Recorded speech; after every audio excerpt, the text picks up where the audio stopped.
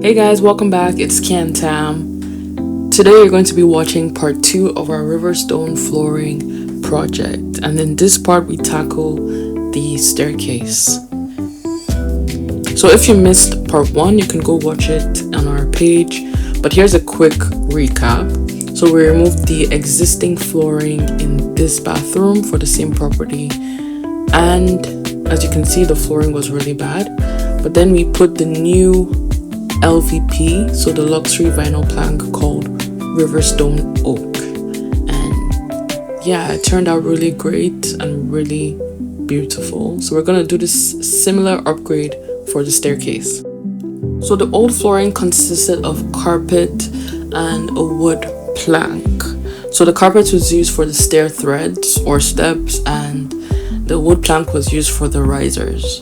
So as you can see, Kay is removing the nails that were used to tack the carpet down, and I think this was actually one of the most tedious jobs in this whole project because there were a whole lot of nails. Sometimes when you couldn't remove them, you just use the hammer and you bang bang bang to the floor.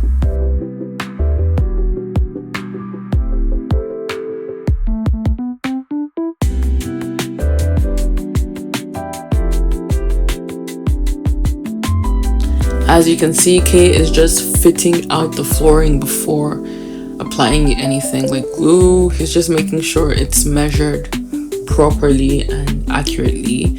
And just continue watching. Towards the end of this video, you're going to see Kay give some very useful tips on installing vinyl on the staircase. Very useful.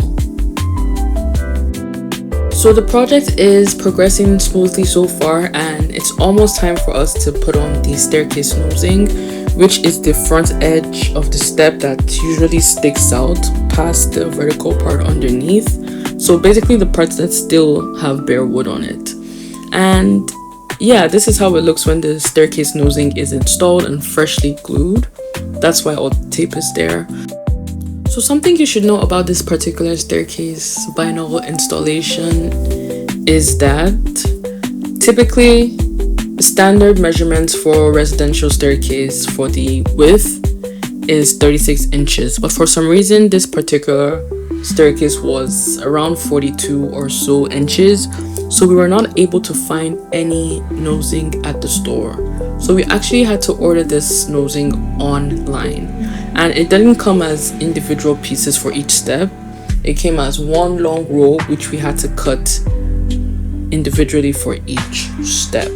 So just a little fun fact about this project, and stay tuned because in a couple of seconds you're going to be seeing Kay giving you his stellar tips on installing flooring on the stairs. Hi Kay, how are you doing? Doing good today. How was work? It was an interesting one, tough one, because stairs are pretty much hard to cut, but we're glad that we did it. Good job. Nice. So what are the secrets to installing a perfect vinyl plank on the stairs like these? Well, the first thing I would say is don't assume every step is the same measurement. Make sure you take custom measurements for each steps and thread, and make sure you leave like a tiny 0.25 inch gap to ensure expansion and contraction.